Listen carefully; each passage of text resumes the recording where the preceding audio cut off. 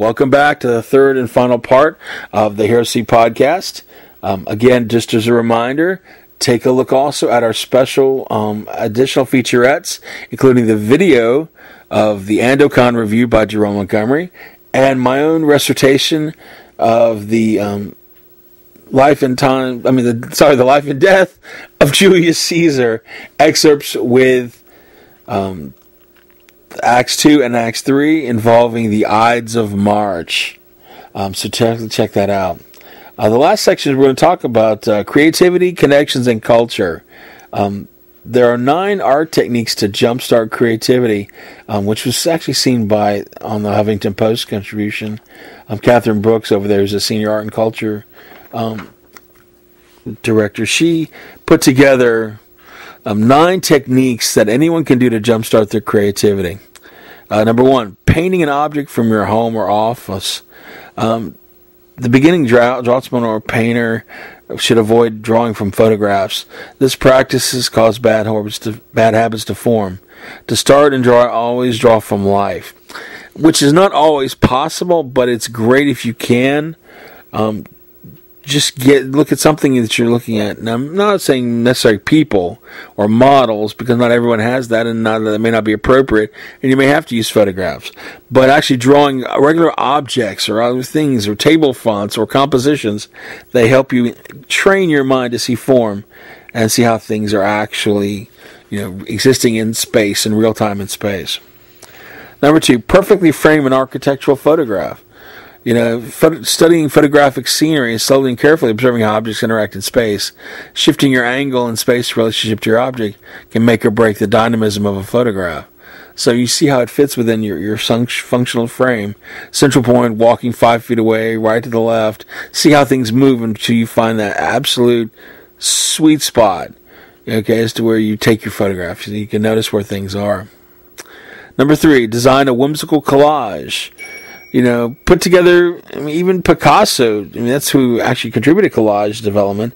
Simple techniques of assorted printed papers and altering rearrangements, or cutting and shaping them and gluing them to construct something entirely different from the original supply. It's always, it's just fun. It's fun. And it helps release that creative dam. Craft a metal sculpture from thin steel. That's interesting. If you can cut and fold paper, you can still do the thin shields as well. Wear gloves, smooth any sharp edges with a metal file or sandpaper.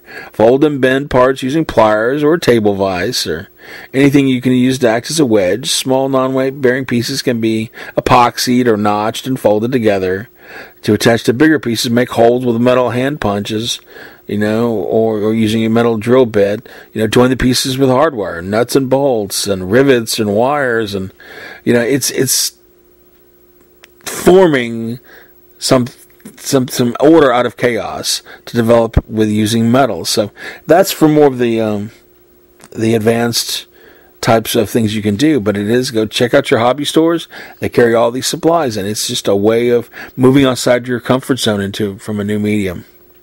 Number 5, making a fabric masterpiece.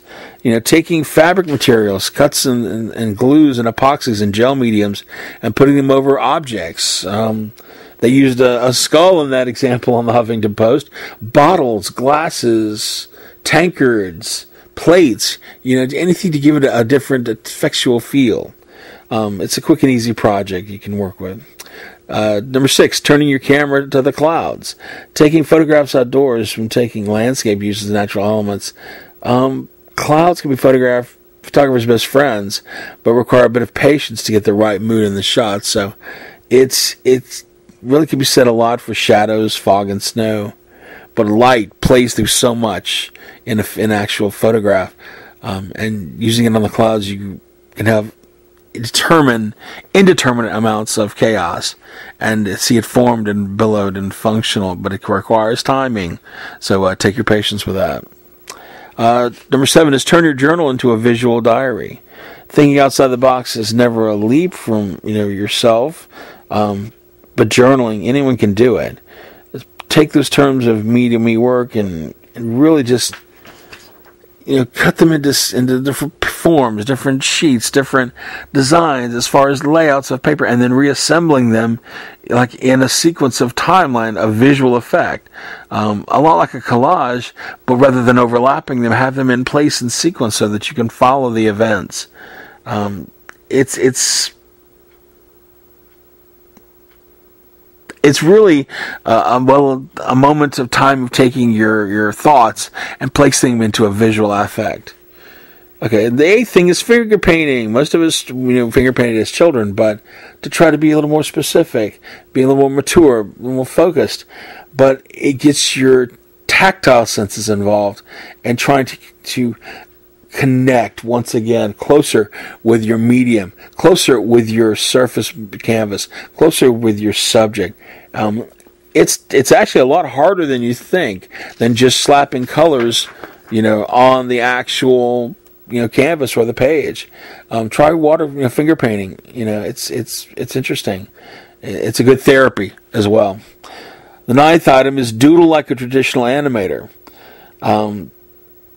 Martin Abraham's instructor of animation at SVA, he was quoted as saying, "I'm always encouraging my students to understand the basics of traditional animation and apply this to your personal concept, style, story, or abstract ideas.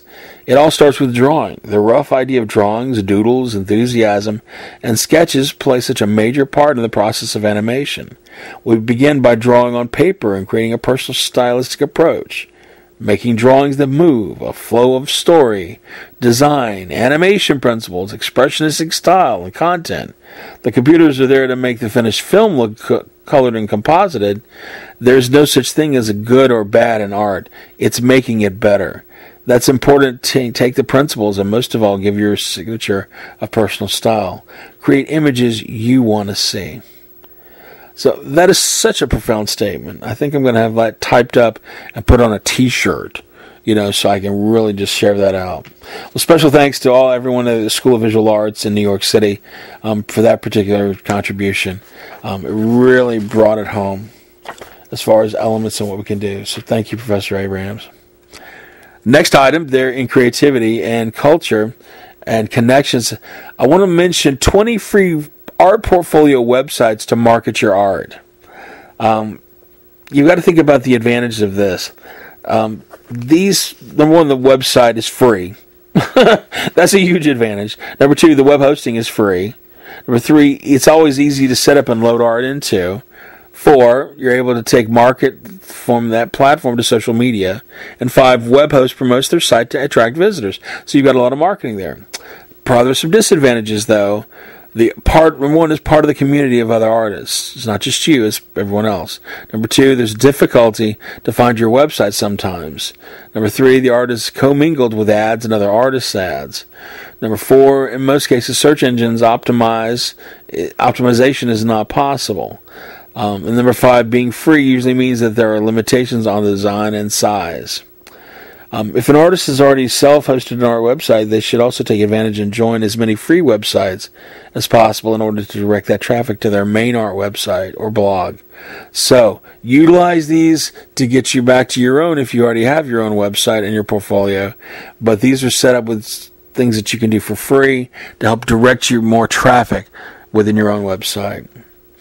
Okay, so you can definitely check out artid.com, artpickle.com, foliotwist.com, fineartamerica.com, www.artisan.com. Then there's artist-listing.com, artistsites.org, artselector.com, artslant.com, artwanted.com, a singular creation, all one word, .com, behance.net, foundmyself.com, mosaicglobe.com, all one word, redbubble, all one word, .com, wix.com, wooloo.org, wooloo.org, gotartwork.com, that's all one word, crevado.com, that's crevado.com, and riseart.com, HeroC.com, all one word. Those are the ones to really take advantage of these free and easy web platforms to expand your market audience and to promote your art. So check those out. Last thing we're going to talk about is the subcultures.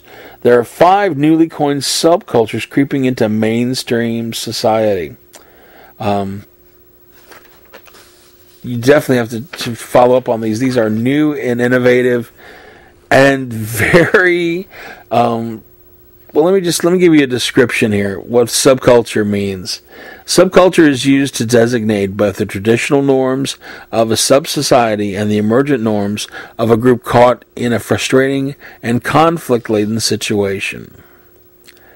Okay, so you actually have quite a few things constantly pop up, but I'm going to mention 5 new ones and give the category listings and try to give you a description real quick of what they are.